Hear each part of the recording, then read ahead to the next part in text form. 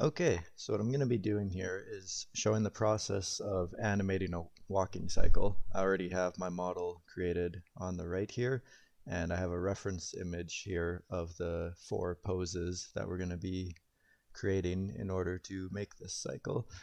Starting on the right here, we have the contact pose, and that's what my model is currently in. And then next we have the down pose, followed by the passing pose, and the up pose. So what I'm going to do is adjust my model to fit each of the 4 poses and save that pose at various keyframes in the animation. Then that'll be my first step modeled. And then what I'll do is I'll just take the poses that I made and mirror them, flip them, and that'll be the second step. So I want it, and that second step, I want it to end right where this first one began, so that if you play it over and over again, it'll loop and just look like somebody walking continuously.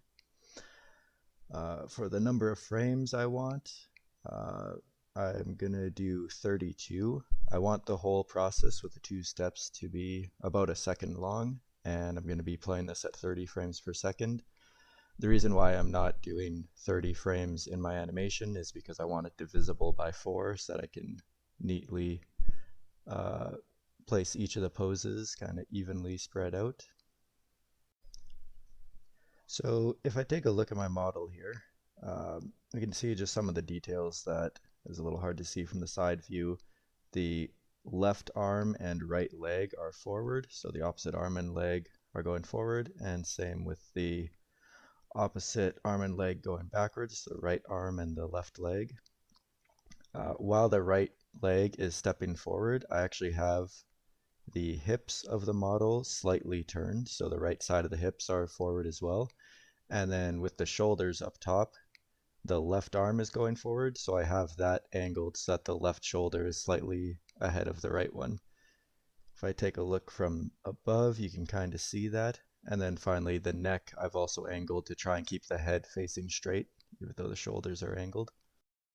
So what I'm going to do is grab my skeleton here and click A to select all of them. And then I'm going to go all the way over to frame 33 because I've got frame 1 here, and like I said, the whole animation is going to be 32 frames.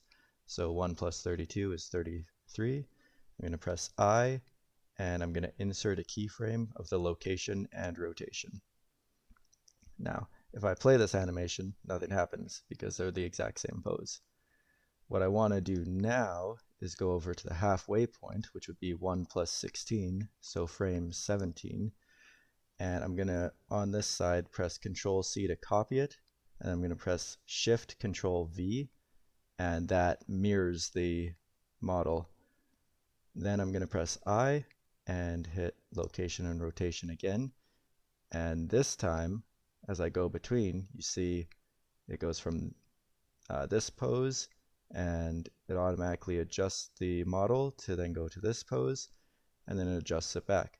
So if I click 3 to get a side view and let it play, we see we've got what the beginnings of a walking cycle. Okay, so the next thing I'm going to want to do is create my passing pose here. I'm going to want that to be halfway between these 2 keyframes here. So that would be frame 9, just 1 plus 8. And we see that the legs are kind of going in the motion we want, but what I want to do is take my left leg, grab it, and bend it up more, rotate the foot, and then I want to make sure that my right leg is firmly planted on the ground. My left arm is going to be reaching forward more. And I will rotate the hand. And then if I go look on the other side, grab my left hand. Oops. It's going to be going back behind. And just rotate the hand a bit. So then same thing, I'm going to grab the skeleton, press A so I select all of it, and insert a location and rotation. So now that looks a lot more like a normal walking pattern than this one. So now I've got my passing pose on this side done. I just select just that. I can copy it, and I can go over to the halfway point over here, which is frame 25, paste flipped, and now, same thing, we've got just the mirrored version. So now when I play, it's starting to look a lot more like a person walking. Okay, so now I want to create the down pose. So first thing I want to do is make sure that my right foot is firmly planted on the ground. I'm going to grab my character's hips and actually lower them a bit.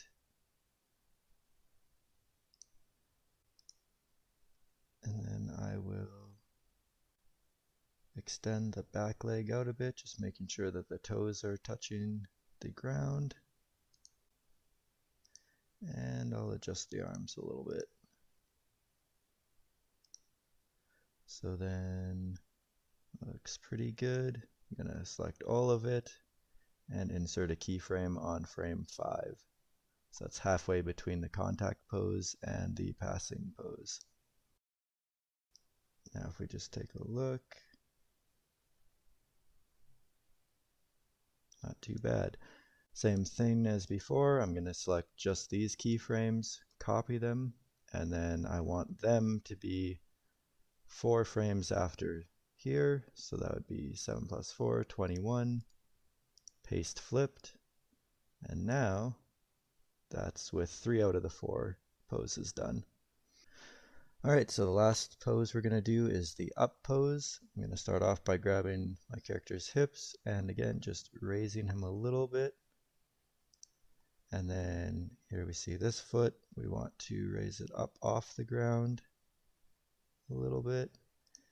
And this one I'm going to raise up a bit and rotate it so that it's not the whole foot on the ground.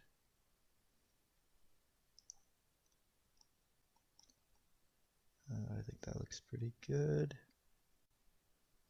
If I just, this hand, I believe I'm going to want to bring it back a bit, or actually forward. Nope, back a bit. It's pretty good where it is. I want to rotate the hand a bit as well.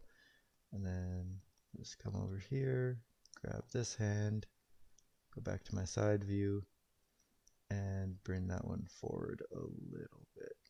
And same thing, just rotate my hand.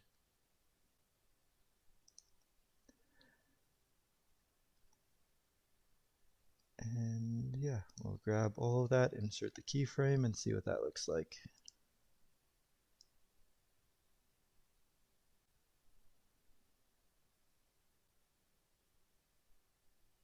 Alright, I'm liking how that looks, so same thing, I'm going to grab these keyframes, click copy, bring it over to the halfway point here, frame 29, and paste flipped. So now we should have a finished walking cycle. I can play around with it a bit more, make adjustments to the arms as I see fit, but that is the basic idea. You can show a front view, can show from an angle,